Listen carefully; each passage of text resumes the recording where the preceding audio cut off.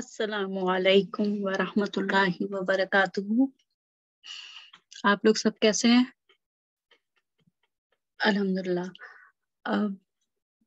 बिस्मिल्लाहिर्रहमानिर्रहीम। रब्बी यस्सिर वला तुअस्सिर वतम्मिम बिल खैर वबिका नस्तईनु या फत्ताहु या फत्ताहु या फत्ताहु। आज इस वीडियो में इंशाल्लाह हम दूसरा सबक सीखने जा रहे हैं अरबी ग्रामर के सिलसिले का। पहले सबक में अल्हम्दुलिल्लाह हमने इस्म के बारे में सीखा है और पहले सबक में हमने तीन मुख्तलिफ अरबी की जो अक़साम है उसके बारे में सीखा और फिर अरबी ज़बान में जो तीन अल्फाज होते हैं, मेनली तीन अल्फाज के लफ्ज़ों की तीन अक़साम होती हैं, इस्म, फ़ेल और हर्फ। वो हमने पहले सबक में किया है अल्हम्दुलिल्लाह। और अब हम आज के सबक में इस्म के मुताल्लिक़ हमारा पूरा जो तवज्जो जो है वो अब मरकूज़ है इस्म पर। फ़ेल और हर्फ इंशाल्लाह बाद में पढ़ेंगे। अब दूसरे सबक से लेके आइंदा कई असबाक तक हम इस्म को इंशाल्लाह पढ़ेंगे, इस्म के बारे में तफसील से पढ़ेंगे। तो आज के सबक में जो चीज़ें हम इंशाल्लाह पढ़ेंगे वो हैं इस्म की चार खुसूसियात।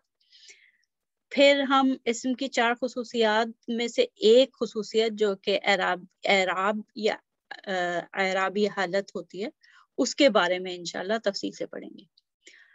तो इस्म की चार खुसूसियात के सिलसिले में ये है कि जब भी हम अरबी की आयत, कुरान पाक की आयत पढ़ते हैं या अरबी की कोई भी किताब पढ़ते हैं और उसमें अरबी में जुमला लिखा होता है, तो जब हम इस्म पे गौर करते हैं, उस जुमले में इस्म पे गौर करते हैं ग्रामर के हिसाब से मायने अख्ज़ करने के लिए, तो इस्म की चार खुसूसियात को मद्देनजर रखना बहुत ज़रूरी होता है, लाजमी होता है। समझ लें, लाजमी कि जब भी हम इस्म को अरबी ग्रामर में बयान करेंगे तो उसकी चार खुसूसियात के हवाले से बयान करेंगे।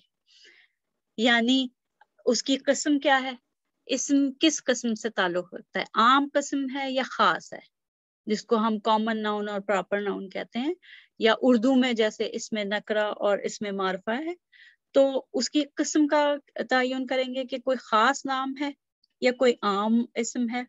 इसी तरीके से उसके अदद पे गौर होगा कि वो वाहिद इस्म है या जमा इस्म है। उर्दू में वाहिद और जमा ही होता है, लेकिन अरबी में एक और अदद होता है जिसको कि हम तस्निया कहते हैं, यानी कि हर इस्म का दो दो अदद वाले इस्म के भी नाम अलग होते हैं अरबी में। अगर एक किताब है तो वाहिद एक किताब कहेंगे, लेकिन अगर दो किताबें हैं तो उसके लिए लफ्ज होगा किताबान। ठीक है, तो अरबी में हर इस्म के दो अदद के लिए भी एक लफ्ज होता है। इसी तरीके से जिन्स का भी तयन करेंगे। जिन्स के मुज़क्कर है कि मुअन्नस है, जो कोई भी इस्म है वो मुज़क्कर है या मुअन्नस है। इसमें मर्द और औरत वाली तखसीस नहीं है, बल्कि मुज़क्कर और मुअन्नस है, जिसमें हम बहुत सी ऐसी चीज़ें जो बेजान होती हैं उनका भी जिन्स ज़बान में उनको भी या तो मुज़क्कर के तौर पे लेते हैं या मुअन्नस के तौर पे। मसलन कुर्सी है। अब कुर्सी हम उर्दू में कहते हैं कुर्सी टूट गई, टूट गया नहीं कहते, ठीक है ना। तो कुर्सी टूट गई, या जैसे किताब है, किताब को हमेशा किताब पुरानी है, जैसे उर्दू में कहते हैं किताब पुरानी है। तो क्या पुरानी है का मतलब उसकी जिन्स जो है, जिन्स का तयन क्या हो रहा है कि वो मुअन्नस है। ठीक है, इसी तरीके से एराबी हालत इस्म की वो खुसूसियत है जो उसका वो किरदार मुतय्यन करता है। कोई भी इस्म जुमले में क्या किरदार अदा कर रहा है اس سے اس کی اعرابی حالت کا پتہ چلتا ہے. کوئی اسم جو ہے وہ کسی جملے کا ٹاپک ہو سکتا ہے, مطلب جملے کا اصل عنوان, جملہ کس اسم کے متعلق ہے وہ ہو سکتا ہے, یا کوئی اسم کسی فعل کا فاعل ہو سکتا ہے, کرنے والا ہو سکتا ہے. تو دونوں صورتوں میں اس کی ایک خاص اعرابی حالت ہوتی ہے, وہ انشاءاللہ ہم آگے چل کے پڑھتے ہیں. ٹھیک ہے. اچھا, اس میں دو مثال لے سکتے ہیں, اس سے سمجھ سکتے ہیں. جیسے ایک اسم ہے, کوئی جیسے نام لے لیتے ہیں, نام ایک مثال کے طور پہ ناصر, ٹھیک, اور ایک اسم لیتے ہیں جیسے پتا, ٹھیک. تو ناصر اگر ہم دیکھتے ہیں تو ناصر کی کون سی قسم سے تعلق رکھتا ہے؟ ناصر کسی خاص شخص کا نام ہے, کسی بھی مرد کو ہم ناصر نہیں کہہ سکتے, تو وہ خاص اسم ہے, ٹھیک ہے, خاص اسم ہے, تو اس کی قسم جو ہوئی اسم معرفہ ہوئی.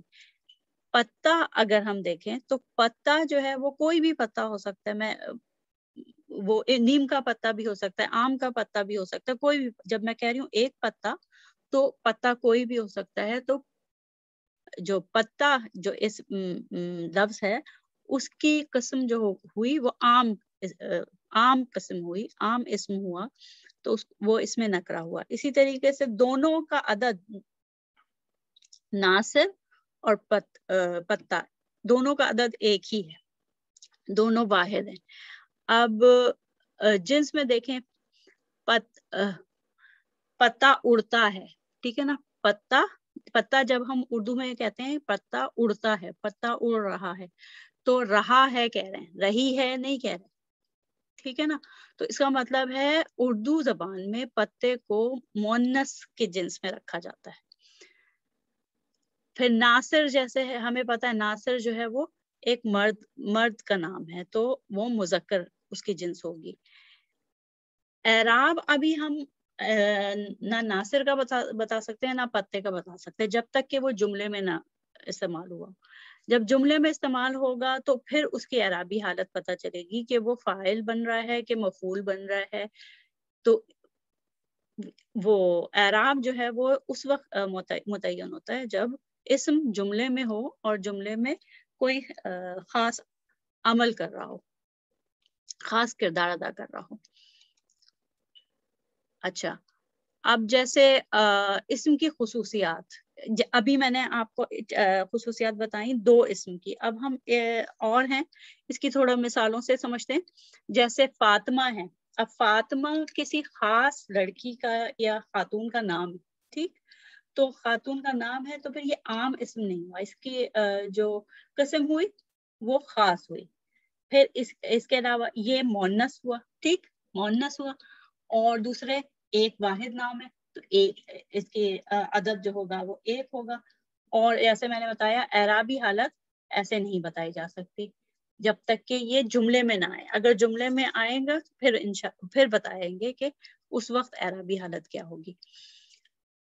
اسی طریقے سے یہ سارے اسم کا جو ہے وہ چار ہر اسم کو جب بھی عربی گرامر میں یا عربی عبارت میں ہم پڑھیں گے تو اس کی چار خصوصیت کے حوالے سے وہ کیا کیا ہیں.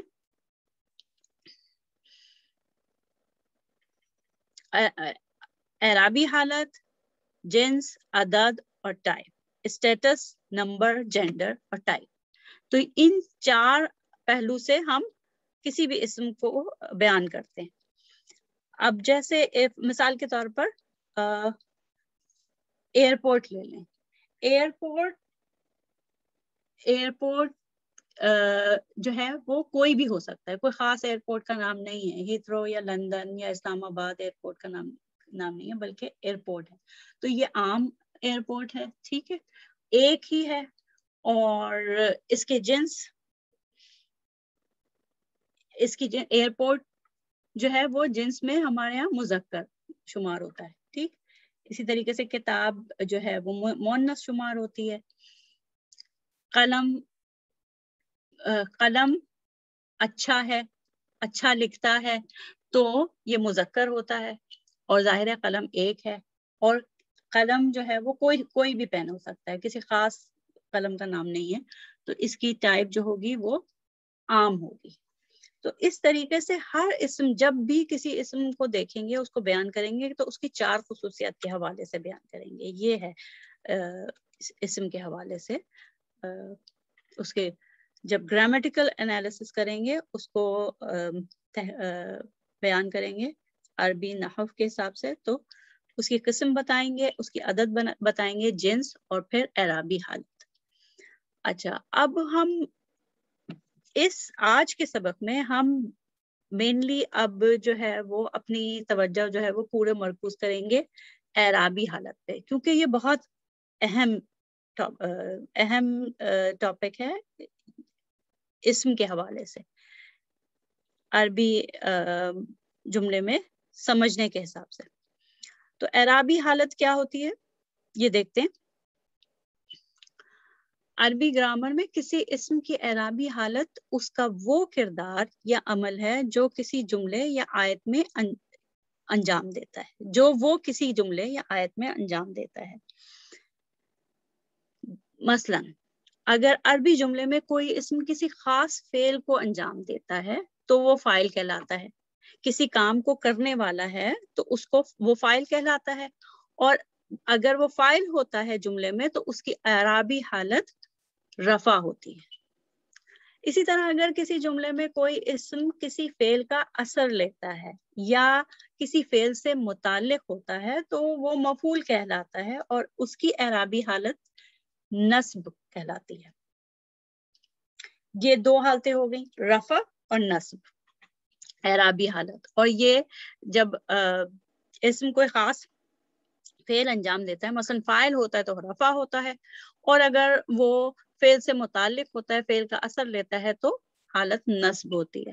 اس کے علاوہ کئی جملوں میں ایسا ہوتا ہے کہ 2 اسما آتے ہیں جس میں سے ایک مالک ہوتا ہے اور دوسرا اس کی ملکیت ہوتا ہے. تو ایسی صورت میں جو مالک کی اعرابی حالت ہے وہ ہمیشہ جر ہوتی ہے. ٹھیک ہے, یہ مثالیں ہیں, کچھ مثالیں ہیں. رفع کی مثال فاعل ہے, نصب کی مثال مفعول ہے, اور جر کی مثال وہ اسم ہے جو کہ مالک ہو, کسی جملے میں مالک کی حیثیت سے آ رہا ہو. اب اس کو ہم مثال سے دیکھتے ہیں. حامد روزانہ فٹ بال کھیلتا ہے. تو اس میں سب سے پہلے دیکھیں کہ یہ اس میں فعل ہے نا, فعل دکھ رہا ہے اس جملے میں, یہ جملہ فعلیہ. ٹھیک ہے, فعل کیا فعل دکھ رہا ہے, کھیلتا ہے. ٹھیک, تو کھیلتا ہے, اور کون کھیلتا ہے, حامد کھیلتا ہے. تو حامد کیا ہوا, فاعل ہوا, کام کرنے والا ہوا. حامد فاعل ہوا تو اس کی اعرابی حالت رفع ہوئی. ٹھیک ہے, اعرابی حالت جو ہوگی اس کی رفع ہوگی. حامد کی اعرابی حالت جو ہے وہ رفع ہو گئی. اور پھر اس کے بعد روزانہ کیا ہے, فعل سے متعلق. روزانہ کا لفظ جو ہے وہ فعل سے متعلق ہے, تو یہ فعل سے متعلق ہے تو اس کی حالت کیا ہوگی, نصب ہوگی. اور کیا کھیلتا ہے, کھیل کا اثر کس پہ ہوتا ہے, فٹ بال پہ ہوتا ہے, تو اس کی حالت بھی نصب ہوگی. ٹھیک, اچھا, اس کے بعد آپ یہ دوسرا جملہ دیکھتے ہیں. زید نے ایک کرسی بنائی. تو اس میں بھی فعل کون سا ہے, بنائی. ٹھیک, بنائی فعل ماضی میں ہے, فعل ماضی ہے. تو اس میں کس نے بنائی کرسی, زید نے بنائی. تو زید فاعل ہے اور زید کی حالت رفع ہے. کیا بنائی, کرسی بنائی, کرسی مفعول ہے. ٹھیک, تو کرسی کی جو اعرابی حالت ہوگی وہ نصب ہوگی. ٹھیک, اچھا, اب یہ تیسری مثال ہے, وہ حامد کا گھر ہے. اب اس میں کوئی فعل ہے نہیں, فعل تو نہیں دکھ رہا. فعل دکھ رہا ہے, نہیں دکھتا. ٹھیک ہے, وہ حامد کا گھر ہے. تو یہ ایک بیانیہ جملہ ہے. عربی میں اس کو ایسے جملے کو جملہ اسمیہ کہتے ہیں. ٹھیک, تو وہ حامد کا گھر ہے، اس میں حامد جو ہے وہ مالک کی حیثیت سے آ رہا ہے، گھر کے مالک کی حیثیت سے، ٹھیک ہے. تو حامد کی پھر اعرابی حالت کیا ہوگی؟ جر ہوگی، جر کہلائے گی ایسے میں، ٹھیک. پھر اگلا جملہ ہے خالد نے ایک قمیض دھوئی. اب اس میں فعل ہمیں نظر آ رہا ہے، یہ دھوئی.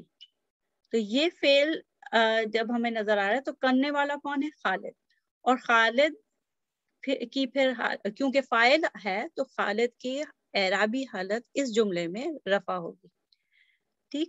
اور اسی طریقے سے کیونکہ قمیض دھوئی تو کام کے کرنے کا اثر قمیض پہ ہوا تو قمیض جو ہے وہ نصب حالت میں ہوگی، ٹھیک ہے. پھر یہ جو ایک اور جملہ ہے، یہ بلال کی کتاب ہے. اس میں کوئی فعل ہے نہیں، فعل تو نہیں دکھ رہا، تو یہ پھر جملہ اسمیہ ہے. اور یہ جملہ اسمیہ ہے اور اس میں جملہ اسمیہ میں یہ بلال جو ہے یہ مالک کی حیثیت سے آ رہا ہے نا، بلال کی کتاب. تو بلال کی جو حالت ہوگی وہ جر ہوگی. تو اس طریقے سے اعرابی حالت ہمیں معلوم ہوئی کہ عربی میں، یہ عربی کے میں بھی میں اسی طریقے سے جملے میں جو اسم آتے ہیں وہ مختلف کردار یا عمل کرتے ہیں. تو ان کی جو حالت ہوتی ہے یا تو رفع ہوتی ہے یا نصب ہوتی ہے اور یا جر ہوتی ہے. اب اس کو اور تفصیل سے پڑھتے ہیں آگے.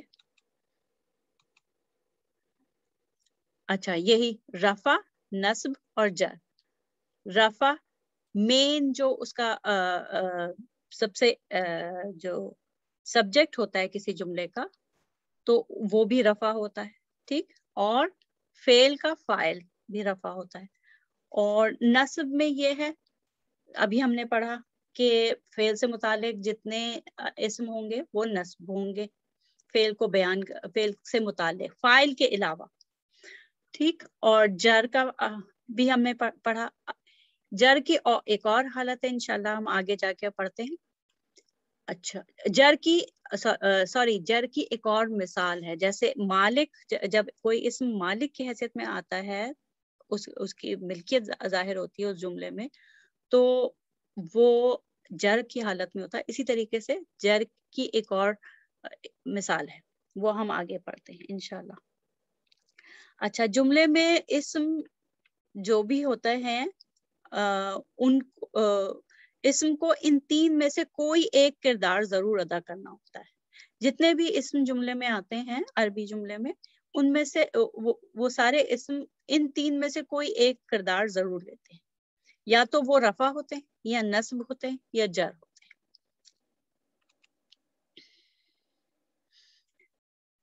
اچھا، اسم کی یہ ہمیں پتا ہے، ابھی ہم نے تھوڑی دیر پہلے اسم کی 4 خصوصیات پڑھی نا، اعرابی حالت، جنس، عدد اور قسم.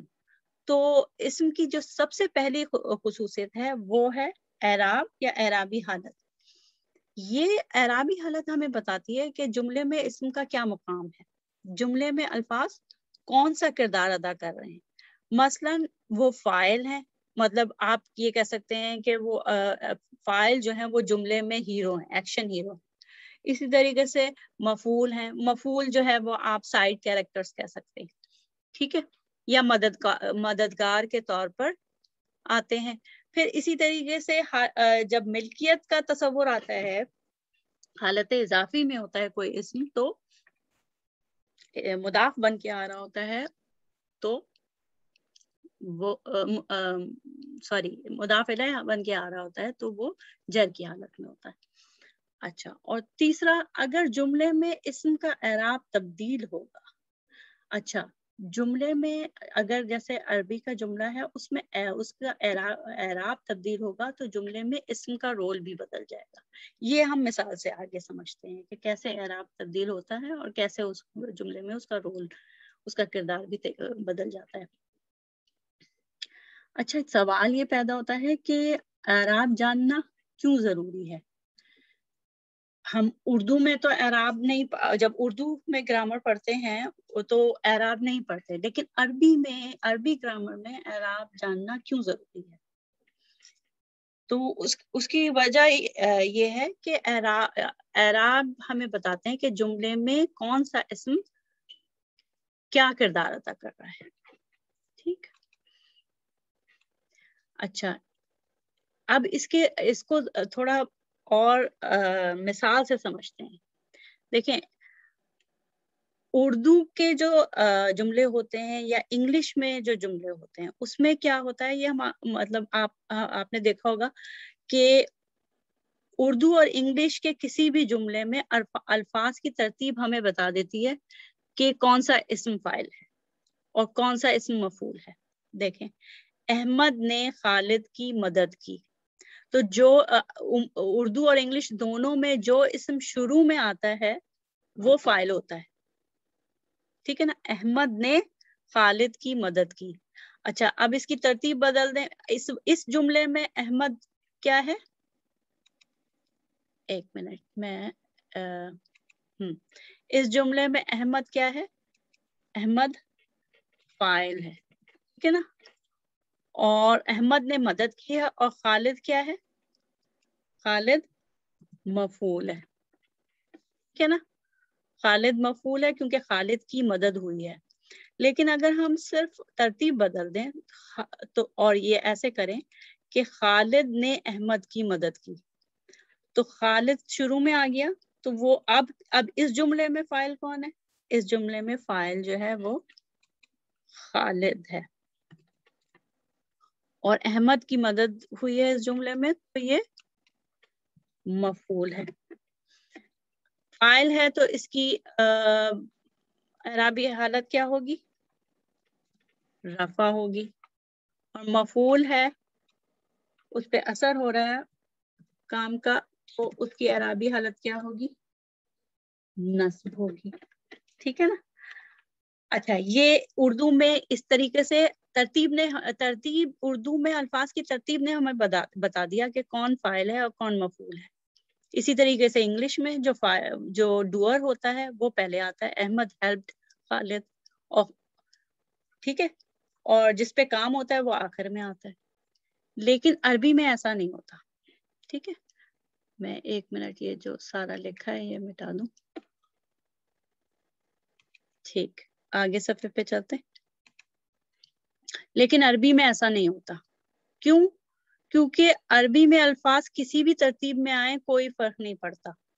دراصل ہوتا یہ ہے کہ کسی بھی اسم کے آخری حرف پہ موجود حرکت جو ہوتی ہے، جو ہم دیکھتے ہیں زیر زبر پیش کسی بھی عربی لفظ کے جو حروف ہوتے ہیں ان پہ زیر زبر پیش ہوتا ہے، تو کسی بھی لفظ کے آخری حرف پہ جو زیر زبر پیش ہوتا ہے وہ اس کا اعرابی حالت کا پتہ دیتا ہے.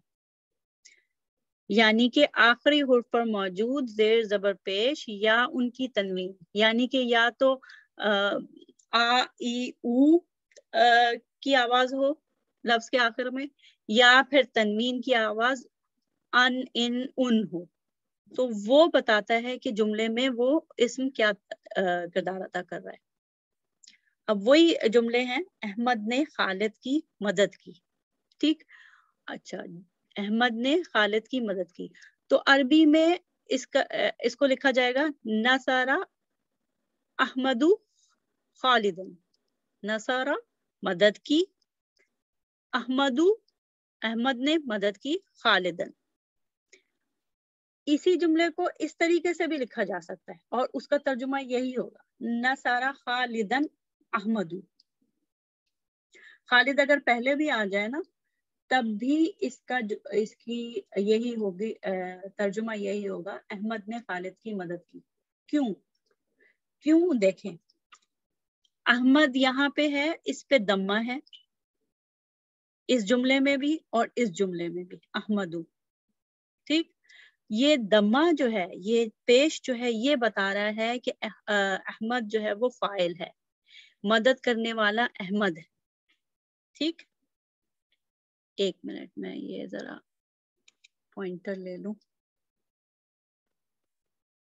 ہاں یہ احمد کے اوپر جو آخری حرف پہ یہ جو دمہ ہے یہ بتا رہا ہے کہ احمد جو ہے وہ فاعل ہے. اب احمد شروع میں آئے جملے فعل کے فوراً بعد آئے یا فعل جملے کے آخر میں آئے، دونوں صورتوں میں اگر اس پہ یہ پیش دکھ رہا ہے، یہ دمہ دکھ رہا ہے آخری حرف پہ، وہ بتا رہا ہے کہ یہ فاعل ہے، کیونکہ فاعل جو ہوتا ہے وہ رفع ہوتا ہے اور رفع کی علامت دمہ ہوتی ہے. اور خالدن، دونوں صورتوں میں خالدن جو ہے وہ مفعول ہے، اس کی مدد کی گئی ہے. ٹھیک، اور خالدن کا یہ جو دو زبر ہیں یہ بتا رہے ہیں کہ یہ مفعول ہے، یہ دو زبر. ٹھیک، اسی طریقے سے اب اردو میں ترتیب چینج ہو گئی. خالد نے احمد کی مدد کی اور مطلب بھی چینج ہو گیا. اب مطلب یہ ہے کہ خالد نے اصل میں مدد کی، اور کس کی مدد کی؟ احمد کی. اب اس میں وہی عربی میں وہی ترتیب رہے گی، لیکن اب دیکھیں کیا ہوگا. نصر احمد، نصر احمد خالد، نصر مدد کی، احمد احمد کی. کیوں؟ کیونکہ اس پہ فتح آیا ہے، یہ مفعول ہے. ٹھیک ہے، اور خالدن فاعل ہے. کیوں؟ کیسے پتا چلا خالدن فاعل ہے؟ یہ اس کے آخری حرف پہ جو دمتین ہیں، یہ دو پیش جو ہیں وہ بتا رہے ہیں کہ یہ فاعل ہے اور اس کی حالت رفع ہے. اب اس میں یہ صورتحال بھی ہو سکتی ہے، عربی کے جملے کی یہ صورتحال بھی ہو سکتی ہے، لیکن اس کا ترجمہ یہی ہوگا. نصر خالدن، اس میں فاعل پہلے آ گیا اور مفعول بعد میں. یہاں پہ مفعول پہلے اور فاعل بعد میں. ٹھیک، نصر خالد احمد. ٹھیک، اب آگے چلتے ہیں اور مثالوں سے سمجھتے ہیں. اب دیکھیں یہ ایک اور مثال ہے. یہ ایک اور فعل ہے ساعدہ. اس میں بھی اس کے معنی بھی مدد کے ہیں. ساعدہ مدد کی، المدرس الطالبہ. اب اس کا ترجمہ کیسے کریں گے؟ کچھ اندازہ ہو رہا ہے؟ ساعدہ المدرس الطالبہ، مدد کی. کس نے مدد کی؟ وہ اسم مدد کرے گا جو کہ رفع کی حالت میں ہوگا، وہ فاعل ہوگا. اور رفع کی حالت میں کون؟ یہ پیش والا اسم. ٹھیک ہے، پیش والا اسم وہ فاعل ہوگا. تو اس کا اور کس کی مدد کی جائے گی؟ وہ جو کہ نصب کی حالت میں ہوگا. ٹھیک ہے، تو اس کا ترجمہ کیا ہوگا کہ استاد نے طالب علم کی مدد کی. ٹھیک، دوسرا جملہ پھر وہی فعل ہے سعادہ، مدد کی. مدرسہ. اب المدرسہ کے آخری حرف پہ فتح ہے، تو اس کا مطلب ہے اس پہ کام کا اثر ہوا ہے، اس کی مدد ہوئی ہے. ٹھیک، اور الطالب کے آخر میں پیش ہے. ٹھیک ہے، پیش ہے، یعنی کہ یہ فاعل ہے، اس نے کام کیا ہے. کام کیا ہے؟ مدد کرنا. ٹھیک، تو اب اس جملے کا جو مطلب ہوگا وہ یہ ہوگا طالب علم نے استاد کی مدد کی. طالب علم نے استاد کی مدد کی. اب یہ تیسری صورتحال ہے. اب دیکھیں اس میں فعل جو ہے وہ درمیان میں چلا گیا اور پہلے ایک اسم آ گیا. الطالبہ سعد المدرس. ٹھیک، الطالبہ سعد المدرس. اس کا مطلب کیا ہوگا؟ الطالبہ، اس میں پھر جو ہے یہ مفعول بن کے آیا ہے کیونکہ اس کے اوپر فتح ہے. ٹھیک، تو کس کی مدد ہوئی ہے؟ طالب علم کی مدد ہوئی ہے. کس نے کی ہے؟ استاد نے کی ہے. کیوں؟ کیونکہ المدرسو پہ دمہ ہے. تو اس جملے کا مطلب بھی یہی ہوگا کہ استاد نے طالب علم کی مدد کی. ٹھیک، تو یہ ترتیب بدل جاتی ہے، لیکن اس کا جو اسم کے آخری حرف پر جو حرکت ہوتی ہے زیر زبر پیش یا اس زیر زبر پیش کی تنوین ان ان ان، وہ ہمیں بتاتی ہے کہ وہ کیا کردار ادا کر رہا ہے جملے میں، اور پھر اس کا ترجمہ کیا ہوگا. ٹھیک، اب آگے دیکھتے ہیں. اچھا، یہ قرآنی مثالیں ہیں. کیا ہے؟ خلق اللہ الارض. ٹھیک، خلقہ مینس پیدا کیا، یہ فعل ہوا. اللہ سبحانہ تعالیٰ، اللہ یہ ہمیں معنوی طور پہ تو ہمیں پتا ہے، ہم یہی کہیں گے کہ اللہ سبحانہ تعالیٰ نے زمین کو پیدا کیا.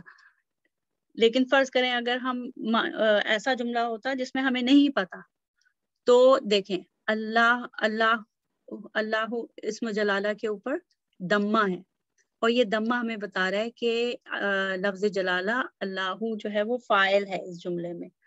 تو اللہ سبحانہ تعالیٰ نے پیدا کیا، کس کو پیدا کیا؟ الارضا. دا یہ نصب ہے، نصب فارم میں ہے، یعنی کہ نصب یہ مفعول ہے، اس پہ کام ہوا ہے، اس کو پیدا کیا گیا ہے. اچھا، یہ سوال کہ کس نے کس کو پیدا کیا، یہ ہمیں یہ اس کے حرکات بتا رہی ہیں، دمہ اور یہ فتحہ بتا رہی ہیں.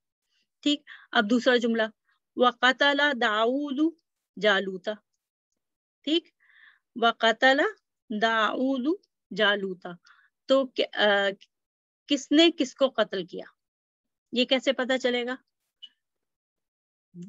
یہ داؤد کے اوپر جو دمہ ہے وہ بتا رہا ہے کہ وہ فاعل یعنی کہ قتل کرنے کا عمل داؤد نے کیا اور جالوت کو قتل کیا. ٹھیک، تو اس کا مطلب ہے کہ اس کا ترجمہ ہوگا کہ داؤد نے جالوت کا قتل کیا. ٹھیک، اچھا، اب اسی لیے دیکھیں یہ جو آخری حرف پہ دمہ ہے یا فتح ہے یا کسرہ ہے، وہ کیونکہ اسم کی حالت کو، اعرابی حالت کو کا تعین کر رہا ہے اور اسی پہ ترجمہ جو ہے وہ ڈیپینڈ کر رہا ہے. تو اس لیے کہتے ہیں کہ جب بھی قرآن پاک کی تلاوت کی جائے تو یہ جو اس کی حرکات ہیں وہ بہت صاف طریقے سے ادا کی جائیں، اس کو بڑے غور سے پڑھا جائے، اس کو تبدیل نہ کیا جائے. ٹھیک، اب یہ تیسری مثال وَإِذَ ابْتَلَىٰ إِبْرَاهِيمَ رَبُّهُ. ٹھیک، وَإِذَ ابْتَلَىٰ إِبْرَاهِيمَ رَبُّهُ. کیا ہوا؟ وَإِذَ ابْتَلَىٰ، اور جب آزمایا گیا. ٹھیک، اور جب آزمایا، کس کو آزمایا، کس نے کس کو آزمایا، یہ ہمیں بتائیں گے یہ جو اس پہ حرکات ہیں.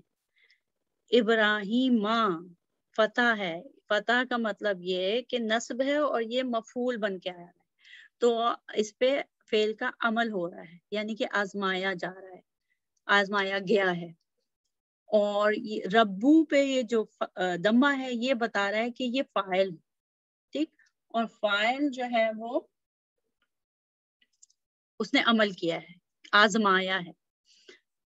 اور جب آزمایا ابراہیم کو اس کے رب نے.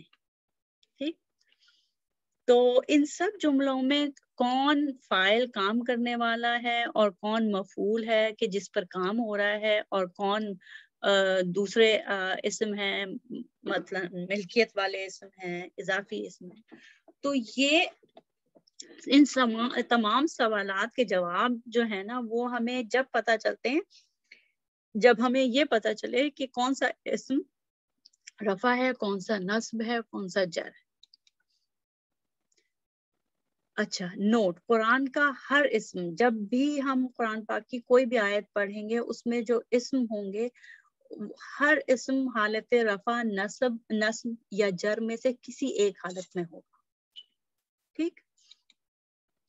اچھا اب ہم اعرابی حالت میں سب سے پہلی حالت جو کہ رفع ہم نے پڑھی ہے اس کو پڑھ رہے ہیں. رفع اعرابی حالت ہے اور جو اسم رفع کی حالت میں ہوتا ہے اس کو مرفوع اسم کہتے ہیں. ٹھیک. جو اسم رفع کی حالت میں ہوتا ہے اس کو مرفوع اسم کہتے ہیں. اچھا اس کی وہ کون کون سے اسم ہو سکتے ہیں؟ اگر فعل ہے جملے میں تو فعل کا فاعل ہوگا. ڈوئر آف دا ایکٹ جو ہوگا وہ رفع کی حالت میں ہوگا. ٹھیک. مثلا استاد نے سبق پڑھایا. کس نے پڑھایا؟ استاد نے. تو استاد جو ہے وہ فاعل ہے اور یہ رفع کی حالت پہ ہے. یا ہم کہیں گے کہ استاد مرفوع ہے. استاد اسم مرفوع ہے. فاطمہ نماز پڑھ رہی ہے. تو فاطمہ اصل عمل پڑھ رہی ہے تو فاطمہ نماز پڑھ رہی ہے تو یہ کیا ہے؟ ڈوئر ہے فاعل. تو یہ رفع کی حالت میں ہے. علی گاڑی چلا رہا ہے. اس میں بھی علی فاعل ہے کام کرنے والا ہے تو یہ رفع اس کی اعرابی حالت رفع ہے. یا ہم یہ کہیں گے کہ علی مرفوع ہے. علی اسم جو ہے وہ مرفوع ہے. واحد اسم کے آخری حرف پر لگے ہوئے. اچھا عربی زبان میں اس کی علامتیں کیسے ہوتی ہیں؟ ابھی تک تو میں نے آپ کو بتایا کہ یا تو 2 پیش ہوں یا 1 پیش ہو. ابھی تک ہم نے جتنے اسم دیکھے ہیں وہ واحد تھے. ان کی عدد جو تھا نا وہ واحد تھا. تو واحد اسم کے لیے ہم یا تو 2 ضمہ ہوں گے یا 2 پیش ہوں گے یا 1 پیش ہوگا. ٹھیک. رسول، محمد، کتاب، مشرکن. ٹھیک ہے. تو اگر اسم واحد ہے تو اس کے 1 پیش یا 2 پیش وہ بتا دیں گے کہ یہ اسم جو ہے وہ رفع ہے. لیکن اگر وہی اسم تثنیہ کے اسم ہوں جیسے کتابانی ہے، بیتانی ہے، ٹھیک ہے، رسولانی ہے، تو اس میں جو آنی آخر میں آ رہا ہے نا، رسولانی، کتابانی، مشرکانی، بیتانی، تو یہ سارے آنی جو آ رہے ہیں یہ بتا رہے ہیں کہ یہ رفع ہے. یہ جو کمبینیشن ہے نا، یہ مجموعہ الف زبر آ اور نون زیر نی کا آنی کا مجموعہ جو ہے، کمبینیشن جو ہے، یہ بتا رہا ہے کہ یہ رفع، اس کی اعرابی حالت رفع ہے اور یہ مرفوع اسم ہے. جمع اسم کی آخری اچھا تثنیہ واحد اسم دیکھ لیا، تثنیہ اسم میں رفع کی علامت دیکھ لی. اب جمع اسم میں دیکھتے ہیں کہ رفع کی علامت کیا ہوتی ہے. جیسے جمع اسم جیسے مسلمون، مشرکون. ٹھیک. تو یہ کیا ہے؟ اونا پہ ختم ہو رہے ہیں اور یہ ان کی تعداد کیا ہے؟ 3 یا 3 سے زیادہ. جمع کا مطلب عربی میں یہ ہے کہ وہ اسم جو 3 یا 3 سے زیادہ ہوں. ٹھیک. تو مسلمون اس میں کیا اونا کی جو ہے نا کمبینیشن، یہ مجموعہ واو پہ پیش اور نون پہ فتح، اونا واو پہ پیش اور نون پہ فتح، یہ بتا رہا ہے، یہ مجموعہ بتا رہا ہے کہ یہ رفع ہے، یہ رفع اسم ہے. ٹھیک ہے. ہمیں عربی میں ترتیب نہیں بتاتی. ٹھیک ہے. عربی میں کہاں کون اسم کہاں آ رہا ہے وہ نہیں بتاتا کہ وہ فاعل ہے یا مفعول ہے، بلکہ اس اسم کے آخری یا تو 2 لفظوں کا 2 حروف کا مجموعہ بتاتا ہے تثنیہ اور جمع میں، یا پھر واحد اسم ہو تو اس کے اوپر آنے والا پیش بتاتا ہے کہ یہ رفع ہے، اور اگر پیش کے بجائے زبر ہوگا تو وہ پھر نصب ہوگا. اچھا ابھی ہم رفع ہی پڑھ رہے ہیں اور رفع کے بنیادی اصول. ٹھیک ہے. جو اعرابی حالت رفع ہے اس کے بنیادی اصول، اس بنیادی اصول میں یہ ہے، سب سے پہلی بات یہ ہے کہ عربی میں ہر اسم جو ہے وہ اپنی پیدائشی صورتحال میں اوریجنلی رفع ہوتا ہے. مطلب جب بھی کوئی اسم جملے سے باہر ہے، اپنی پیدائشی عام حالات میں وہ رفع میں ہوتا ہے جب تک کہ اس کو بدلنے کی کوئی وجہ نہ ہو. لیکن جب اسی اسم کو ہم کسی جملے میں استعمال کرتے ہیں اور اس جملے میں وہ فاعل بن کے آتا ہے تو پھر وہ حالت رفع میں ہوتا ہے. لیکن اگر وہی اسم کسی دوسرے جملے میں مفعول بن کے آ رہا ہوگا تو پھر وہ نصب ہو جائے گا. ٹھیک ہے. سارے اسم جیسے کتابن ہے, شجرن ہے, قلمن ہے, یہ سب ان آپ کو پیدائشی حالت میں ان کے ساتھ ملتے ہیں. لیکن جب یہ جملے میں جائیں گے تو جملے میں جو ان کا کردار ہوگا اس کے حساب سے وہ یا تو حالت رفع میں ہوں گے یا پھر وہ چینج ہو جائیں گے اور نصب یا جر میں چلے جائیں گے. عربی زبان میں رفع کی علامت, اگر وہ اسم جو ہے وہ جملے میں رفع مرفوع اسم ہے, اس کی اعرابی حالت رفع ہے, تو اگر وہ واحد اسم ہوگا, جیسے ہم نے پچھلے صفحے میں بھی پڑھا ہے کہ واحد اسم کے آخری حرف پر 2 پیش یا 1 پیش بتاتا ہے کہ وہ اسم رفع کی حالت میں ہے. اسی طریقے سے تثنیہ اسم کے آخری حروف اس مجموعے پہ ہوتے ہیں, آنی والے مجموعے پہ, الف پہ فتح, الف پہ زبر اور نون زیر. آنی کی اینڈنگ کمبینیشن جو ہوتی ہے, مجموعہ جو ہوتا ہے, وہ تثنیہ میں بتاتا ہے کہ یہ رفع ہے. اور جمع اسم میں اونا کا مجموعہ جو ہوتا ہے, اونا کی کمبینیشن. اچھا, اس میں یہ ہے کہ کسی بھی فعل کا فاعل ہونے کے لیے ضروری نہیں ہے کہ وہ اسم جاندار ہو, بے جان اسم بھی فاعل ہو سکتا ہے. ٹھیک ہے, وہ انشاءاللہ ہم جیسے جیسے جملے آئیں گے وہ جیسے ملتے جائیں گے وہ پتہ معلوم ہوگا ہمیں. اچھا, اس میں دیکھیں اللہ نے زمین و آسمان تخلیق کیے. فعل کیا ہے؟ تخلیق کرنا. ٹھیک, تو فعل ہے تو اس کا فاعل کس نے تخلیق کیا؟ اللہ سبحانہ تعالیٰ. تو اللہ سبحانہ تعالیٰ اس جملے میں اللہ اس میں جلالہ کی جو اعرابی حالت ہے وہ رفع ہے. میرا کمپیوٹر علی نے خراب کر دیا. ٹھیک, میرا کمپیوٹر علی نے خراب کر دیا. ٹھیک, اچھا, اس میں 2 اسم ہیں. ٹھیک, اس میں 2 اسم آ رہے ہیں نا, کمپیوٹر اور علی, اور فعل کیا ہے؟ خراب. تو ایک تو یہ کہ کمپیوٹر جو ہے اس کے متعلق ہے پورا جملہ علی کے متعلق ہے کہ یہ کمپیوٹر کے متعلق ہے؟ کمپیوٹر کے متعلق ہے. تو جس اسم کے متعلق پورا جملہ ہو وہ اس کو مبتدا کہتے ہیں یا سبجیکٹ کہتے ہیں, اور وہ بھی رفع ہوتا ہے. ٹھیک, ایکسکیوز می, وہ بھی رفع ہوتا ہے.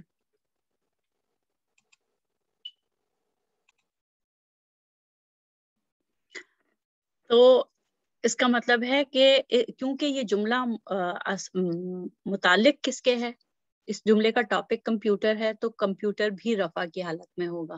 ٹھیک, اچھا, اور پھر ہے میرے غصے کی وجہ سے, دوسرا جملہ ہے میرے غصے کی وجہ سے مجھے نقصان پہنچا. ٹھیک, تو اس میں جو ہے وہ میرا غصہ جو ہے وہ اصل میں اس جملے کا اصل مدعا ہے, تو وہ ٹاپک ہے اور وہ مبتدا ہے, تو وہ رفع ہوگا. ٹھیک, اچھا, کیونکہ ہم ابھی صرف رفع کی اعرابی حالت پڑھ رہے ہیں, تو اور دوسرے جو اسم ہے جملے میں, ہم ان پہ غور نہیں کر رہے. ابھی ہم صرف اس پہ غور کر رہے ہیں جو جملے میں رفع کی حالت میں آ رہا ہے. ٹھیک, اسی طریقے سے مجھے آئس کریم پسند ہے. پسند کرنے کا عمل کون کر رہا ہے؟ میں کر رہا ہوں. تو مجھے جو ہے وہ رفع ہوگی, رفع ہوگا اسم وہ. ٹھیک, اسی طریقے سے اللہ کے رسول صلی اللہ علیہ وآلہ وسلم نے ہمیں قرآن سکھایا. ٹھیک, سکھانے کا عمل, اور کس نے سکھایا؟ رسول صلی اللہ علیہ وسلم نے. تو رفع رسول کا اسم جو ہے وہ رفع ہوگا. سب دوست سیر کے لیے گئے. سب دوست سیر کے لیے گئے. تو دوست کون؟ سیر کے کو جانے والے. ٹھیک. تو دوست جو ہے وہ رفع کی حالت میں. پھر ہم نے بریانی کھائی. کھانے کا عمل کس نے کیا؟ ہم نے. تو ہم جو ہے وہ اس رفع کی حالت میں ہو گیا. ٹھیک. اچھا اب ہم آگے. اب یہ دوسری حالت ہے اور دوسری حالت جو ہے وہ نصب کی حالت. ہم پڑھ چکے ہیں کہ جو مفعول ہوتا ہے، جس کام کا اثر جس اسم پر ہوتا ہے اس کو مفعول کہیں گے. اور وہ جو ہے اس کے علاوہ جو کام کے متعلق جتنے اسم ہوں گے نا، اس کام کی جو تفصیل آئے گی وہ سب اسم نصب کی حالت میں ہوں گے. ان کی اعرابی حالت نصب ہوگی اور وہ جو اسم نصب کی حالت میں ہوتا ہے اس کو منصوب اسم کہتے ہیں. ٹھیک. تو ابھی ہم یہی مثالیں پہلے بھی پڑھ چکے ہیں. استاد نے سبق پڑھایا. تو استاد نے پڑھایا تو استاد فاعل ہے اور یہ رفع ہے. تو ابھی اس صفحے پہ ہم نصب کی حالت پڑھ رہے ہیں. نصب کی حالت میں کون سا اسم ہوتا ہے؟ جس پہ اثر ہوتا ہے. تو استاد نے سبق پڑھایا. کیا پڑھایا؟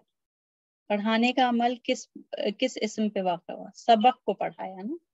سبق پڑھایا تو سبق جو ہے وہ نصب حالت میں ہے. اسی طریقے سے پڑھنے کا عمل کیا کس نے؟ فاطمہ نے. لیکن کیا پڑھا؟ وہ نماز ہے. ٹھیک ہے. کیا پڑھا؟ وہ نماز ہے اور نماز جو ہے وہ نصب کی حالت میں. علی گاڑی چلا رہا تھا. تو گاڑی کو چلایا گیا تو گاڑی مفعول ہوئی اس پہ کام کا اثر ہوا تو وہ نصب. ٹھیک. یہ سبق، نماز اور گاڑی ان تین جملوں میں مفعول ہیں اور یہ نصب کی حالت میں ہے. اچھا، جملے میں فعل کی تفصیل کے کب ہوا، کیوں ہوا، کیسے ہوا، کہاں ہوا، کوئی بھی کام کب ہوا، کیوں ہوا، کیسے ہوا، کہاں ہوا، وہ بھی نصب کے ہی زمرے میں آتی ہے، نصب کے لیبل میں آتی ہے. اب جیسے ہم نے رفع کی علامتیں پڑھی ہیں اسی طریقے سے ہم نصب کی علامتیں پڑھیں گے. اور وہ یہ کہ واحد اسم کے آخری حرف پر لگے ہوئے 2 زبر یا 1 زبر ہے. یعنی کہ واحد اسم کے آخری حرف پر یا تو 2 زبر ہو یا 1 زبر ہو. جیسے رسولن، محمدن، کتابن، مشرکن. تو یہ پھر نصب حالت میں ہوں گے. اسی طریقے سے واحد اسم کا پڑھ لیا کہ 2 زبر ہوں یا 1 زبر ہو. اب تثنیہ کون سے اسم ہوتے ہیں؟ 2 جن کی تعداد 2 ہو. جیسے ہم نے رفع میں پڑھا کتابانی، بیتانی، مسلمانی. تو اس میں آنی تھا. رفع کی علامت آنی تھا. یہاں پہ آئینی ہے. تو مسلمینی، مشرکینی، کتابینی، بیتینی.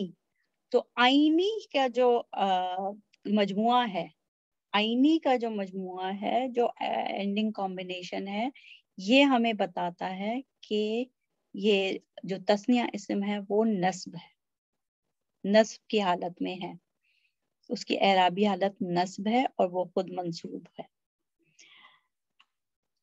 جمع اسم کی اچھا، اگر جمع اسم ہو جیسے مسلمینہ، مشرکینہ، تو اس کے آخری حروف پہ یا زیر کے ساتھ اور نون فتح کے ساتھ ہوتا ہے. اینا کا مجموعہ ہوتا ہے. اینا 2 حرفی مجموعہ اینا. تو یہ دو حرفی مجموعہ اینا جو ہے وہ اینڈنگ کمبینیشن اینا، یہ اگر یہ کسی جمع اسم کے آخر میں ہو تو ہم یہ کہتے ہیں کہ وہ نصب ہے، نصب کی حالت میں ہے. مسلمینا، مشرکینا، عالمینا، عالمینا، مسلمینا، مشرکینا. تو اینا کی جو کمبینیشن ہے، اینا کا جو دو حرفی مجموعہ ہے وہ ہمیں بتاتا ہے کہ یہ جمع اسم نصب کی حالت میں ہے.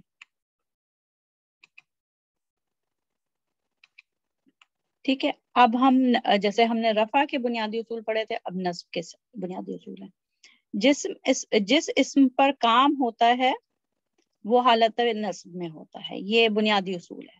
اچھا، ہم نے یہ پڑھ لیا تھا کہ کوئی سارے اسم بنیادی طور پر، پیدائشی طور پر جو ہے وہ رفع کی حالت میں ہوتے ہیں، لیکن جب وہی اسم جملے میں استعمال ہوں اور وہ مفعول بن کے آ رہے ہوں تو پھر وہ حالت نصب میں چلے جاتے ہیں. ٹھیک ہے، اور ایسا اسم جس پر کام ہوتا ہے تو وہ پھر حالت نصب میں چلا جاتا ہے. اسم کی اس حالت کو حالت نصب کہتے ہیں، اور جس اسم پر جو اسم نصب کی حالت میں جاتا ہے یا اس پر زبر لگتی ہے تو اس کو منصوب اسم کہتے ہیں. عربی زبان میں اس کی علامت کیسے ہے؟ واحد اسم کے آخری حرف پر کیا ہوتا ہے؟ یا تو دو زبر ہوں گے یا ایک زبر ہوگا. ٹھیک، جو ابھی ہم نے پچھلے صفحے پہ پڑھا، مسلمن، مشرکن، یہ والے اسم. اسی طریقے سے اگر تثنیہ ہوگا اور اسم تو اسم کے آخری دو حرفی مجموعہ عینی، کتابینی، بیتینی، مسلمینی، مشرکینی، یہ عینی جو ہے وہ ہمیں بتاتا ہے کہ یہ نصب ہے. اچھا، اور جمع اسم جب ہوں گے، جیسے رفع میں مسلمونا، اونا ہمیں بتا رہا ہے کہ وہ رفع ہے، وہی اسم ہے مسلمونا، لیکن اگر اونا کے بجائے اینا ہو جائے، مسلمینا، ٹھیک ہے، مشرکینا، تو اینا جو ہے وہ ہمیں بتا رہا ہے کہ یہ اسم ہے تو جمع لیکن اب یہ نصب کی حالت میں. ٹھیک، اچھا، یہ جو نصب کی حالت ہے یہ جملے میں ہونے والے ایکشن یا کام کی اضافی تفصیل ہوتی ہے. اس کے متعلق اور بھی جو معلومات ہوتی ہے، جیسے وہ کام کب ہوا، کیوں ہوا، کیسے ہوا، یہ سب نصب کی حالت میں ہوتے ہیں. یہ اسم جو یہ بتا رہے ہوتے ہیں کہ کب ہوا، کیوں ہوا، کیسے ہوا اور کہاں ہوا، وہ سب نصب کی حالت میں ہوتے ہیں.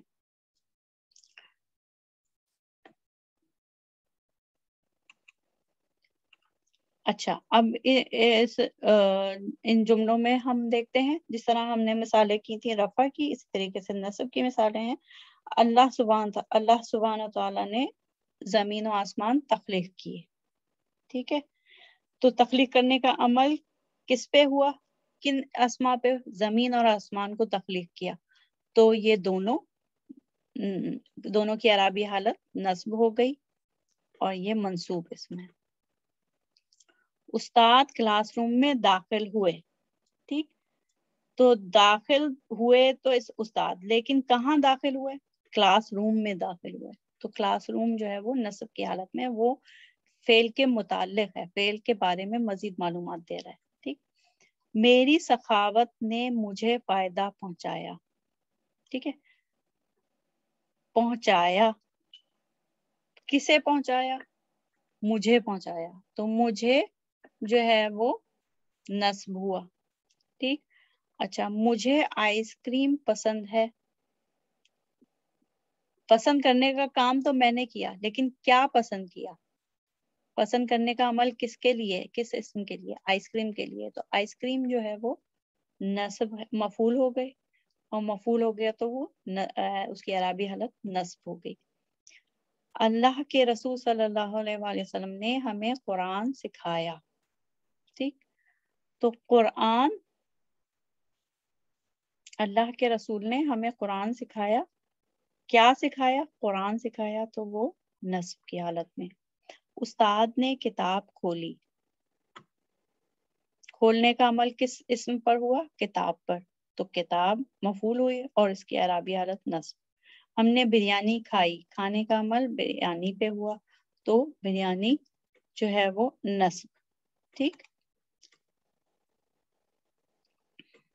اب ہم اس کی مثال ایک مثال سے دیکھتے ہیں کہ کیسے ہم جو جملے میں منصوب اسم ہیں جو اعرابی حالت جن کی نصب ہے وہ کیسے ڈھونڈیں گے. مثال کے طور پر کل علی نے شدید بھوک کی حالت میں ہوٹل میں جلدی جلدی بریانی کھائی. ٹھیک ہے. اب اس مثال میں دیکھتے ہیں کہ نصب یعنی کہ ڈیٹیلز آف دا ایکٹ، فعل کی تفصیلات کیسے معلوم کی جاتی ہیں. اچھا، یہ فعل کی تفصیلات معلوم کرنے کے لیے 3 اہم سٹیپس ہیں. سب سے پہلے ایکشن فعل ڈھونڈیں. جو اس جملے میں اصل فعل ہے وہ کیا ہے. سب سے پہلے فرسٹ سٹیپ میں وہ ڈھونڈیں. شدید بھوک ہے، نہیں. حالت میں ہوٹل میں جلدی جلدی بریانی کھائی، تو کھانے کا عمل کھائی اور وہ بھی ماضی میں، زمانہ ہے اس میں تو یہ فعل ہے. اور کھائی تو یہ کیا یہ فعل ہوا. ٹھیک. اب سیکنڈ اسٹیپ میں فاعل ڈھونڈیں گے جو کہ رفع ہوگا. ٹھیک. فاعل کو ڈھونڈیں، کس نے کھائی ہے؟ علی نے کھائی ہے تو علی فاعل ہو گئے. ہم نے فعل اور فاعل کو الگ کر دیا. اب جو باقی جو بھی رہتا ہے جملے میں وہ تفصیل ہے. ٹھیک. اور وہ اس میں سے جتنے اسم ہوں گے وہ سارے نصب کی حالت میں ہوں گے. وہ دیکھتے ہیں ہم وہ کیسے ہیں. دیکھیں، باقی سب جو بھی رہتا ہے وہ تفصیل ہے اور اس کو جاننے کے لیے ہم تیسرے اسٹیپ میں تھرڈ اسٹیپ میں کیا کریں گے کہ اپنے ذہن میں ان سوالات کے جوابات ڈھونڈیں گے. کیا کھایا، کھانے کا عمل ہے، اس کی تفصیل، یہ ساری تفصیل ہے 1 2 3 4 5. کیا کھایا؟ بریانی کھائی، تو یہ بھی نصب ہے کیونکہ اس پہ کام کا اثر ہوا. ٹھیک. کب کھایا؟ کل کھایا، یہ تفصیل ہے کام کی، کام کے متعلق بتا رہے ہیں تو کام کے متعلق بھی ساری چیزیں، سارے اسم جو ہوں گے وہ ان کی اعرابی حالت نصب ہوتی ہے. مفعولات یا منصوبات کہتے ہیں. ٹھیک ہے، کیونکہ سارے نصب ہوتے ہیں. کہاں کھایا؟ ہوٹل میں کھایا. ٹھیک ہے. یہ جگہ کا تعین کر رہا ہے، یہ ٹائم کا تعین کر رہا ہے. کہاں کھایا جگہ کا تعین کر رہا ہے، ہوٹل میں کھایا. اور یہ کب اور کہاں جو اسم ہوتے ہیں جو کہ منصوب ہوتے ہیں مفعول فیہ کہتے ہیں. وہ انشاءاللہ آگے جا کے تفصیل سے پڑھیں گے. پھر کیوں کھایا؟ کیوں کھایا؟ بھوک کی وجہ سے کھایا، تو یہ بھی مفعول ہوگا، اس کی بھی اعرابی حالت نصب ہوگی. کیسے کھایا؟ جلدی جلدی کھایا، یہ بھی اس میں جلدی جلدی ہمیں پتہ ہے فعل کی تفصیل کے بارے میں ہے تو یہ بھی اعرابی حالت اس کی نصب ہوگی. اچھا، ضروری نہیں ہے کہ ہر جملے میں یہ ساری تفصیلات موجود ہوں. کسی جملے میں صرف ایک مفعول ہوتا ہے اور کہیں فعل کی تفصیلات بھی ہو سکتی ہیں. لیکن اگر جملے میں فعل نہیں ہوگا تو تفصیلات بھی نہیں ہوں گی. اچھا، یہ ایک اور مثال ہے. حضرت محمد صلی اللہ علیہ وآلہ وسلم نے صحابہ اکرام کو مکہ اور مدینہ میں 23 سال تک بہت محنت سے قرآن سکھایا. ٹھیک. جملہ ذرا لمبا ہے لیکن اس کو اب ہم وہی 3 اسٹیپس میں کریں گے. سب سے پہلے ایکشن ڈھونڈیں گے. فعل کیا ہے؟ سکھایا. فعل جو ہے وہ سکھایا. ٹھیک. اس میں فاعل حضرت محمد صلی اللہ علیہ وآلہ وسلم. ٹھیک. اور باقی جو تفصیل ہے اس کے لیے پھر ہم وہی سوالات کریں گے اسٹیپ 3 میں کیا 5 سوالات کریں گے. کیا سکھایا؟ قرآن پاک سکھایا، تو قرآن کی نصب اعرابی حالت نصب ہوگی. کہاں سکھایا؟ مکہ اور مدینہ میں. مکہ اور مدینہ کی اعرابی حالت بھی نصب ہوگی. کس کو سکھایا؟ صحابہ اکرام کو سکھایا. کتنے عرصے میں سکھایا؟ 23 سال میں سکھایا. کیسے سکھایا؟ بہت محنت سے. تو یہ سارے اسم جو ہیں وہ سب منصوب ہوں گے. وہ سب اسم کی اعرابی حالت جو ہے وہ نصب ہوگی. الحمدللہ ہم نے 2 اعرابی حالت جو ہیں وہ پڑھ لی ہیں. ان کے رولز بھی پڑھ لیے ہیں. ان کی جو اسم پہ علامتیں کیسے ظاہر ہوتی ہیں. رفع ہوگا تو دمہ دمتین یا آنی ہوگا یا اونا ہوگا. اور اگر نصب اسم ہوگا تو وہ نصب اسم کے آخر میں یا تو ہمیں ان ملے گا, ایک زبر یا دو زبر ملیں گے, یا پھر آئینی ہوگا یا پھر اینا ہوگا. ٹھیک, اب ہم آگے جاتے ہیں اور تیسری اعرابی حالت پڑھتے ہیں. ٹھیک ہے, تیسری اعرابی حالت کو جر کہتے ہیں. جر کہتے ہیں اور اعرابی حالت جر کہلاتی ہے. تیسری اعرابی حالت جر کہلاتی ہے, اور یہ دو صورتحال میں ہوتی ہے. ایک صورتحال تو یہ ہے کہ کوئی اسم ہے جو کہ انگلش میں جب آپ ٹرانسلیشن کرتے ہیں تو آفٹر آف ہو, یا اردو میں اگر ترجمہ ہوتا ہے تو کا کی کے سے پہلے والا اسم جو ہوتا ہے وہ جر ہوتا ہے. جیسے میں نے پہلے شروع میں بتایا تھا کہ وہ کسی جملے میں اگر کوئی اسم مالک کی حیثیت سے آتا ہے, یا اس کا مالک کی حیثیت سے, یا وہ کسی رشتے یا تعلق کی حیثیت سے آتا ہے. تو مریم کے ابو, اس میں رشتہ ہے نا, تو رشتہ کس سے متعلق ہے؟ مریم سے متعلق ہے. تو یا تو اسم جو ہے وہ مالک بن کے ہے, یا پھر کسی رشتے کے متعلق ہو, اس کے متعلق کوئی رشتہ بتایا جائے. تو مریم کے ابو, تو وہ اسم جو ہوگا وہ جر حالت میں ہوگا. علی کی کتاب, اس میں علی جو ہے وہ علی کی اعرابی حالت جو ہے وہ جر ہوگی. اللہ کا گھر, اس میں اللہ سبحانہ تعالیٰ, یہ اللہ جو اس میں جلالہ ہے, اس میں جلالہ کی اعرابی حالت جر ہوگی.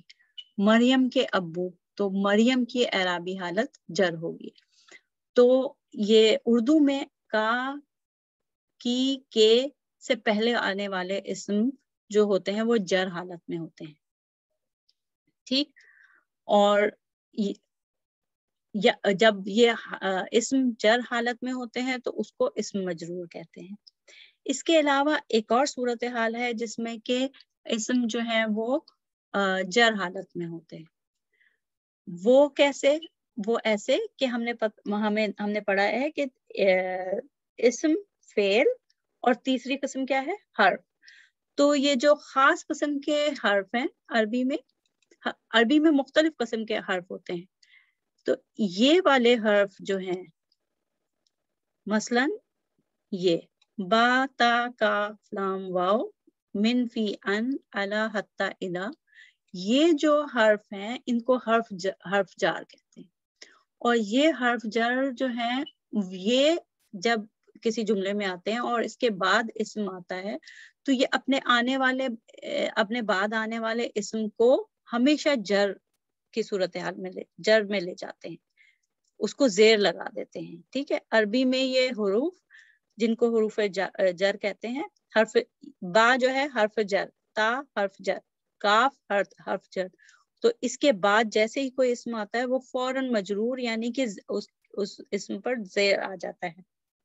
جیسے بسم اللہ, با آیا تو اللہ کے ساتھ فوراً اللہ اسم جلالہ کے ساتھ زیر آ گیا, اللہ ہی. بسم اللہ, فل کتابی, فل اردی. ٹھیک, فل اردی تو زمین میں, فل کتابی کتاب میں, تو جیسے ہی فی آیا ویسے ہی کتاب کے ساتھ آخر میں زیر لگ گیا.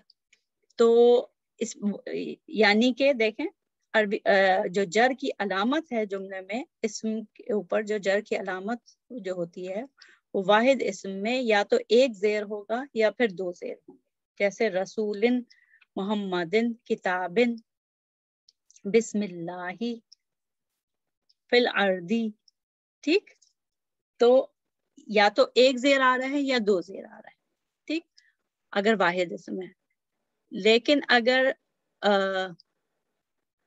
تثنیہ ہے تو تسنیہ جیسے ہم نے نصب میں پڑھا ہے تسنیہ میں کتابینی بیتینی مشرقینی، آئینی جو ہے وہ نصب کو بھی آئینی ہی بتاتا ہے، آئینی کا مجموعہ ہی بتاتا ہے، اور جر کو بھی آئینی ہی کا بتاتا ہے.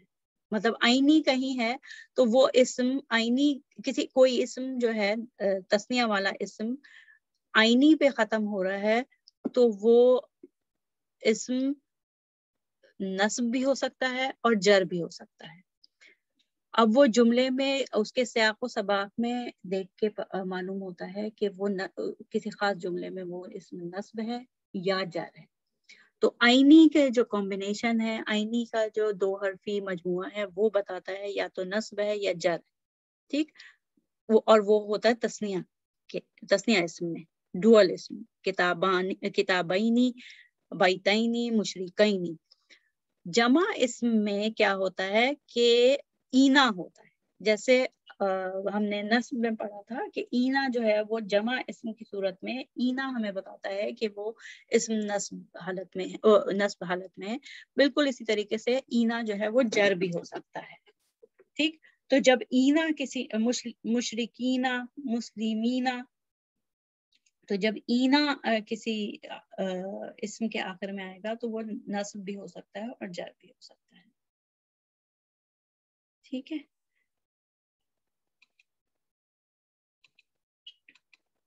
اب ہم اس کے علامات پڑھ لیا ہے. اب ہم دیکھتے ہیں اصول، جر کے بنیادی اصول. عربی زبان میں بنیادی طور پر ہم نے پچھلے صفحے پہ بھی یہ پڑھا ہے، اب اس کو دوبارہ سے مطلب ایک ایک پوائنٹ کی صورت میں دیکھ لیتے ہیں کہ عربی زبان میں بنیادی طور پر دو طرح کے اسم جر کی حالت میں ہوتے ہیں. ایک تو وہ اسم جو جملے میں مالک کی حیثیت سے ہوں یا کسی اسم سے تعلق ظاہر کرتے ہوں. جیسے ہم نے کہا مریم کے ابو، تعلق ظاہر ہو رہا تھا. علی کی کتاب، مالک کی ملکیت ظاہر ہو رہی ہے. تو اردو، اچھا ترجمے میں کیا ہوگا کہ اردو میں کا کی کے سے پہلے آنے والے اسم جو ہے وہ جر کی حالت میں ہوں گے، ان کی اعرابی حالت جر ہوگی. اس کے علاوہ ایک دوسری صورتحال ہے جس میں اسم جر کی حالت میں ہوتے ہیں، اعرابی حالت ان کی جر ہوتی ہے، اور وہ اسم ہوتے ہیں جو حرف جار کے بعد آئیں، اور یہ ہیں حرف جار: با تا کاف لام واو من فی ان الا حتی الا. یہ 11 حروف جر ہیں. ٹھیک ہے، حروف جار ہیں، اور یہ 11 قرآن پاک میں آئے ہیں. عربی کے جو 11 حروف جر ہیں یہ قرآن پاک میں 11 آئے ہیں. اس سے زیادہ بھی ہوتے ہیں حروف جر، لیکن قرآن پاک میں صرف 11 حروف جر استعمال ہوئے. تو یہ جو حروف جر ہیں اپنے بعد آنے والے اسم کو حالت جر دیتے ہیں. اسم کی اس حالت کو حالت جر، اور جس اسم کو زیر لگاتے ہیں اس کو مجرور کہتے ہیں. اچھا، یہ ہم پچھلے صفحے پہ بھی پڑھ چکے ہیں کہ واحد اسم ہوگا تو یا تو ایک زیر یا دو زیر سے ظاہر ہوگا اس کی اعرابی حالت جر، اور اگر تسنیہ ہوگا تو آئینی سے، اور اگر جمع اسم ہوگا تو اینا سے. اچھا، جب عربی عبارت میں حرف جر پہلے آتا ہے اور اسم بعد میں آتا ہے، جیسے میں نے بتایا فی الکتابی، فی الارضی، من السمائی، تو یہ حرف جر پہلے آئے، من فی پہلے آیا اور اسم بعد میں آیا. لیکن اردو میں کیا ہوتا ہے کہ وہ الٹ جاتا ہے. جیسے زمین میں، کتاب میں، آسمان سے، تو اردو میں اسم پہلے آ جاتا ہے ترجمے میں اور حرف جر بعد میں چلا جاتا ہے. جیسے عربی میں فی سبیل اللہ، تو عربی میں فی پہلے آیا، لیکن جب ترجمہ ہو فی حرف جر ہے اور سبیلی جو ہے وہ اسم مجرور ہے، اور یہ سبیلی سبیل اللہ یعنی کہ اللہ تعالیٰ کا راستہ، تو پھر اس کا تعلق اللہ تعالیٰ سے ہو رہا ہے، راستے کا. ٹھیک ہے، تو اللہ اس میں جلالہ بھی اسم مجرور ہے کسرہ کے ساتھ. ٹھیک، اچھا تو اردو میں کیا ہوگا؟ اللہ کی راہ میں. دیکھیں ترتیب بالکل مختلف ہو گئی، چینج ہو گئی، الٹ گئی. عربی میں حرف جر پہلے ہے، پھر سبیل ہے، پھر اللہ ہے، اللہ اس میں جلالہ. اردو میں کیا ہے؟ سب سے پہلے اللہ، اللہ کی راہ میں. ٹھیک. عربی میں فی المسجدی، اور اردو میں کیا ہوگا؟ مسجد میں. ٹھیک. اچھا، اور تثنیہ اور جمع کے آخری حروف حالت جر اور نصب میں دونوں میں ایک جیسے ہوتے ہیں. تثنیہ میں عینی، عینی ہوتا ہے آخر میں، اور جمع میں اینا ہوتا ہے. اچھا یہ میرا، اچھا یہ وہ ہے جس میں ملکیت ہوتی ہے. میرا استاد، اس کی پینسل، تمہارا اسکول، مسلمانوں کی کتاب، ان کا پیغمبر، اللہ کا گھر. تو اس میں سب جو ہے میرا جو ہے میں جو ہوں یہ جر میں ہوگا. اس کی پینسل وہ جو ہے وہ جر میں، وہ اس جو ہے نا اسم وہ جر میں ہوگا. تمہارا اسکول، تو تمہارا یور جو ہے وہ جر میں ہوگا. مسلمانوں کی کتاب، کی سے پہلے والا اسم جو ہے وہ اردو کے ترجمے میں کی سے پہلے آنے والا، لیکن عربی میں وہ بعد میں آتا ہے. اچھا تو آج ہم نے الحمدللہ 3 اعرابی حالتیں بھی پڑھ لی، اور وہ ہیں رفع، نصب اور جر. اور اعرابی حالت کیا ہے؟ اسم کی ایک خصوصیت ہے، اور اسم کی 4 خصوصیات ہوتی ہیں جس کو مد نظر رکھنا کسی بھی اسم کو بیان کرتے ہوئے ضروری ہوتا ہے. اور وہ کون کون سی خصوصیات ہیں؟ سب سے پہلے اعرابی حالت، جنس، اس کی عدد یا تعداد، اور اس کی قسم، خاص اسم ہے یا عام اسم ہے. تو یہ 4 چیزیں ضروری ہوتی ہیں. آج ہم نے تفصیل میں اعرابی حالت پڑھا. کیونکہ اعرابی حالت سب سے اہم ہے. ترجمہ کرنے کے لیے، سمجھنے کے لیے، جملے کی تشکیل سمجھنے کے لیے اعرابی حالت سب سے اہم ہے. لیکن بتانا ساری چیزیں ہوتی ہیں، اعرابی حالت بھی، جنس بھی، تعداد، عدد بھی، اور قسم بھی. اچھا تو ہم نے کیا پڑھا کہ ایک سب سے پہلی حالت رفع ہے، اعرابی حالت رفع ہے، اور جو اسم رفع کی حالت میں ہوتا ہے اس کو مرفوع اسم کہتے ہیں. وہ کون سی صورتحال میں ہوتا ہے؟ جب کوئی اسم فاعل یا ڈوئر بن کے آ رہا ہوتا ہے، یا پھر وہ کسی جملے کا عنوان ہوتا ہے، ٹاپک ہوتا ہے، سبجیکٹ ہوتا ہے، جس کو عربی میں مبتدا کہتے ہیں. ٹھیک. دوسری اعرابی حالت نصب ہے. جس اسم کی اعرابی حالت نصب ہوتی ہے اس کو منصوب اسم کہتے ہیں. اور وہ کون سے اسم ہوتے ہیں؟ جو کہ مفعول ہوتے ہیں، یعنی کہ فعل سے متعلق سارے اسم. فعل کس اسم پر ہوا، کہاں ہوا، کب ہوا، کیسے ہوا، کیوں ہوا، یہ سارے اسم جو بتائیں گے وہ سب کے سب نصب کی حالت میں ہوتے ہیں. جر تیسری حالت جو ہے تیسری اعرابی حالت جر ہے. اور جو اسم جس اسم کی اعرابی حالت جر ہوتی ہے وہ اسم مجرور ہوتا ہے. اور اس کی 2 صورتحال ہیں. ایک تو یہ کہ وہ اسم جو ہے وہ ملکیت ظاہر کر رہا ہو، مالک ہو، اس جملے میں مالک بن کے آ رہا ہو، یا کسی دوسرے اسم سے اس کا تعلق ظاہر ہو رہا ہو، یا پھر وہ اسم حرف جر کے بعد آ رہا ہو.